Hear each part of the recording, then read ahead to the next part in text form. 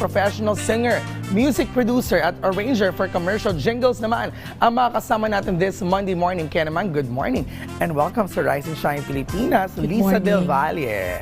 Good morning. Good morning. I heard napakahaba na yung journey sa paggawa ng iba't ibang mga jingles and other music. So kwentuhan mo kami about it and also paano ka tumagal? I mean, your longevity as, you know, a music producer as well. Go ahead. Yeah, siguro dedication sa music. As in, I dedicated my whole life for music, kaya siguro ganun. And also, I started as a commercial jingle singer. Okay. And then now I am transitioning into solo singing. Ayun. Na, kumbaga, full song na hindi na 30-seconder ang kinakanta ko. Ayun. Deserve naman. Alam mo, medyo may pagka-resemblance yung boses mo kay Frenchie D. Oh, wow. Thank you. Grabe, kanina sabi namin ni Den kanina, very Frenchie D yung kanta niya kanina. Thank you so much. Oo, at balita namin, ikaw din ay naging two-time awit awardee. Yes. Congratulations sa kwentuhan mo kami because it's all about your song, Helen ni Inay. Yes. And then ito ay kinanta rin ni Gary V, ni Regine Velasquez Alcacid. Tell us more. Yeah, this song kasi I was able to write it when my mom passed away.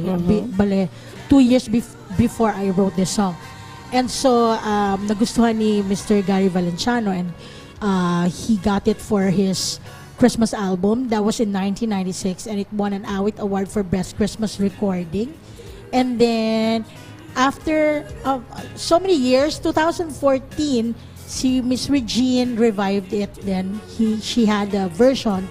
And then it also won another Awit Award for Best Christmas. Yeah, diba? Grabe no, napakalaking honor syempre na makanta ito ng mga premiadong mga singers sa bansa, no? Aside from that also, since you mentioned solo singing a while ago, you're also transitioning to into solo singing with the Postpartum Blue series. Tell us more. Postpartum Blue series kasi was a baby project in my mind back in 2015. And then dumating ang pandemic, sabi ko, oh my God, mabubuhay ba ako throughout the pandemic? Siguro gawin ko na yung gusto kong gawin. So, that was the start that I wrote songs for that baby project I had in mind na parang bluesy song siya. So, I started with the series 1 in 2020 and then until now, series 2 na ako ngayon. Ayun, social media accounts para syempre tuloy-tuloy ang pag-follow sa inyo ating mga ka-artists at mga fans. Alright. My social media accounts, siguro first, Facebook page, Lisa T. Del Valle with a double S, yung Lisa. And then also in IG, Lisa DV. Also in TikTok, Lisa Del Valle. So, there you go. Ayan, thank you very much sa pagbibigay ng oras sa amin ngayong umaga, Lisa. Pero hindi na namin pahabain pa. It's time for you to perform. Ladies and gentlemen, let's all welcome Lisa Del Valle. Thank you. Ito po ay para sa mga young ones.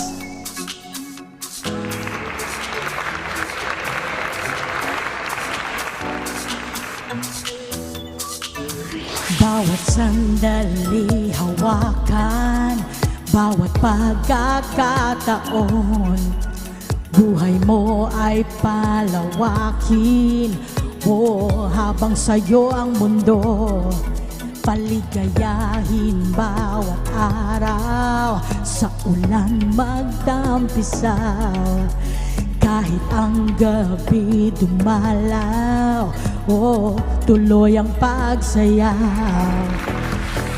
Habang bata ka pa, alalahanin na may karapatan kang sa buhay lumigaya. San man makarating, kahit anong hiling mundo'y sasabay sa iyong magandang hangarin.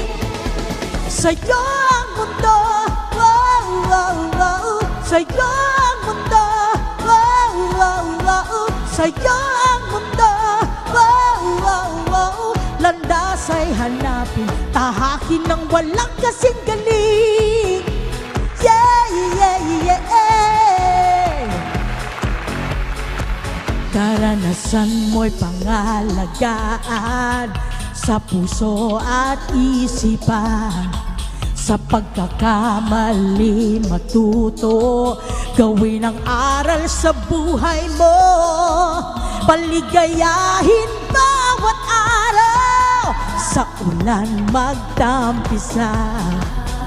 Kahit ang gabi dumalaw, tuloy ang pagsayaw.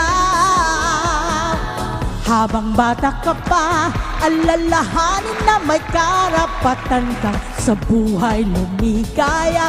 San man makarating, kahit anong hiling mundo'y sasabay sa iyong magandang hangarin. Sa'yo ang mundo, wow, wow, wow. Sa'yo ang mundo, wow, wow, wow. Sa'yo ang mundo, wow, wow, wow. Landas ay hanapin, tahakin ng walang kasigaling. Yeah, yeah, yeah. Sa'yo ang mundo, wow, wow, wow. Landas ay hanapin, tahakin ng walang kasigaling. Wow, wow, wow. Sa'yo ang mundo, wow, wow, wow. Sa'yo ang mundo, wow, wow, wow. Landas ay hanapin, tahakin ng walang kasing galing. Sa'yo ang mundo, sa'yo ang mundo. Ooh.